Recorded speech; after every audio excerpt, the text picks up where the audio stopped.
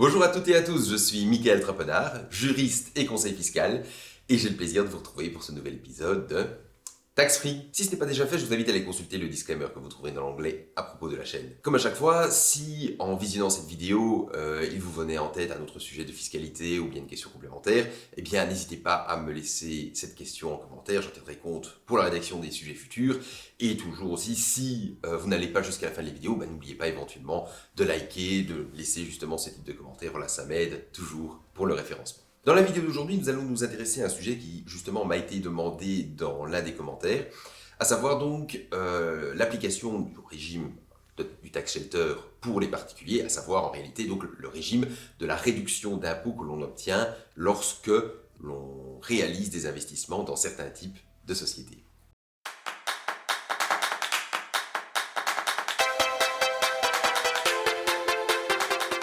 Il faut savoir qu'à l'origine, il n'existait en réalité qu'une seule version de ce fameux régime de tax shelter pour les particuliers. Alors avec le temps et surtout avec l'arrivée du Covid, nous en sommes arrivés à un stade où il y avait à un moment même 4 régimes différents, donc chacun avec ses petites spécificités, de tax shelter. Alors, l'un d'eux étant véritablement centré exclusivement sur les perspectives du Covid, il a normalement pris fin au 31 août 2021. Donc je vais écarter ce régime-là, je vais vraiment me concentrer ici sur les 3 autres régimes qu'il reste et essayer d'expliquer quelles sont leurs spécificités. Alors, les 3 régimes, de manière générale, ils ont un certain nombre de points communs, même s'ils ont chacun leur spécificité. Alors, la plus importante, c'est qu'il doit s'agir à chaque fois, au niveau de l'investissement en lui-même, de la souscription d'actions nouvelles d'une société. Donc, quand on dit une souscription d'actions nouvelles, c'est-à-dire que ce sont des actions que cette société va émettre suite aux sommes que vous allez lui donner. Et donc, il ne s'agit absolument pas ici d'un achat d'actions. Si vous achetez simplement des actions de l'une de ces sociétés, ça ne fonctionnera pas. Il faudra absolument que ce soit dans le cadre d'une augmentation de capital qu'aura fait cette société. Les 3 différents régimes maintenant qui existent au niveau de ces réductions d'impôts de type tax shelter, eh bien, il y a la première qui vise des sociétés qualifiées de débutantes. La deuxième, cela concerne des sociétés qui sont en croissance, en termes de chiffre d'affaires ou de travailleurs, on verra ça plus tard. Et enfin, le troisième point, c'est le tax shelter qui s'applique pour des investissements que vous réalisez dans une société pour laquelle vous êtes travailleur. Pour ce dernier régime, donc, c'est assez simple. Il faut simplement souscrire des actions dans une société avec laquelle vous avez un contrat de travail. Cependant, il faut quand même tenir compte qu'il y a plusieurs limites spécifiques à ce régime. Alors, la première limite, c'est que le montant maximal pour lequel vous pouvez obtenir une réduction d'impôt ne peut jamais dépasser 780 €. C'est-à-dire que si vous avez l'occasion de souscrire des actions de la société dans laquelle vous travaillez et que vous souscrivez en réalité plus que 780 €, eh bien malheureusement, pour la partie qui va dépasser ces 780 €, vous n'allez pas pouvoir bénéficier de la réduction d'impôt pour ce régime. Dans la même logique, chose beaucoup plus importante, ce régime entre en conflit, on va dire, avec le régime de l'épargne-pension.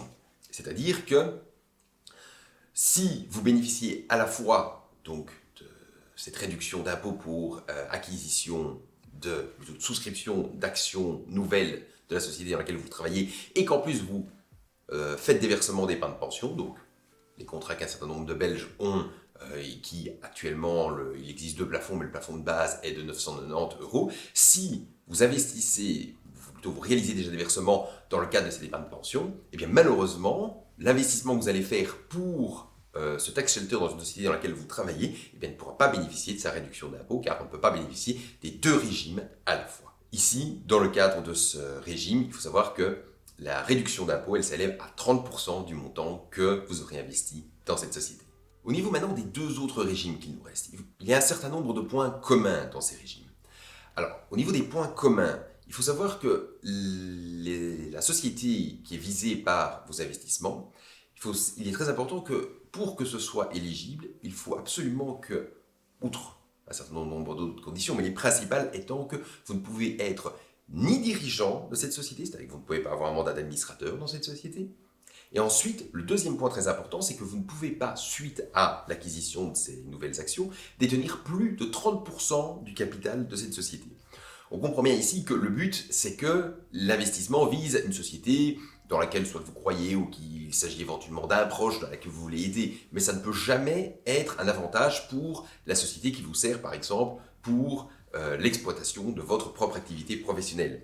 Dans la même idée, il faut savoir que cet avantage vise en réalité donc uniquement donc des petites et moyennes entreprises, et que si par exemple une grosse société cotée en bourse doit procéder à une augmentation de capital et émettre de nouvelles actions, et malheureusement là aussi le régime ne pourra pas s'appliquer tout simplement parce que cette société n'est pas une petite ou moyenne entreprise. Au niveau des différences maintenant, donc, nous allons d'abord voir le régime pour la souscription d'actions d'une société débutante. Ici, la souscription doit intervenir soit à la constitution de la société, soit dans les 4 années de sa constitution. Il faut aussi noter que les actions que vous allez obtenir dans le cadre de cette souscription, vous devez également absolument les conserver pendant 4 ans. Si vous ne les conservez pas pendant 4 ans, vous allez devoir malheureusement rembourser une partie de l'avantage fiscal que vous aurez obtenu la première année en souscrivant ces actions. Au niveau de la réduction, maintenant, elle s'élève à 30%, voire même à 40% du montant investi, 45% ne s'appliquant que si c'est un investissement dans une micro-entreprise. Si ce n'est pas une micro-entreprise, ce sera donc 30%. De même, le montant maximum que l'on peut investir au cours d'une année dans ce type de souscription d'actions de société débutante, il est maximum de 100 000 euros. Notez également que ces investissements ne doivent pas forcément se faire directement vers la société cible. Ça peut tout à fait se faire par l'intervention d'une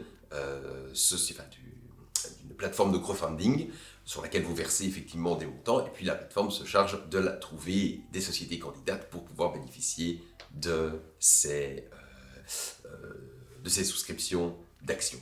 Enfin, troisième régime, donc celui de la souscription des actions dans une société en croissance. Ici, qu'est-ce qu'on vise par une société en croissance? Eh bien, on vise d'abord une société qui, de base, a moins de 10 travailleurs temps plein. Et ensuite, il faut que sur les 2 dernières années, cette société ait soit eu un chiffre d'affaires qui a augmenté de plus de 10%, soit que son personnel ait augmenté de plus de 10% durant ces 2 années. Dans ces cas-là, cette société est éligible et on peut donc ici procéder à l'investissement, de nouveau avec un maximum absolu de 100 000 euros. On va faire plus de 100 000 euros d'investissement dans cette catégorie. Et de même, ici par contre, la réduction d'impôt ne sera pas de 30 ou de 45%, mais seulement de 25% du montant investi.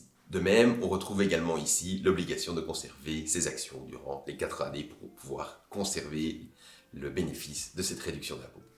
Avant de conclure cette vidéo, juste attirer votre attention quand même sur un petit point technique assez important. Il faut savoir que pour bénéficier réellement de ces régimes, il est absolument indispensable que la société dans laquelle vous avez réalisé cette souscription d'actions vous délivre une attestation qui confirme que toutes les conditions ont bien été remplies et que vous soyez capable de fournir cette attestation à l'administration fiscale.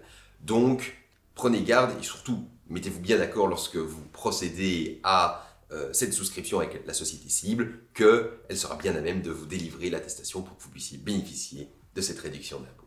C'est tout pour aujourd'hui, j'espère que cette nouvelle vidéo vous aura plu.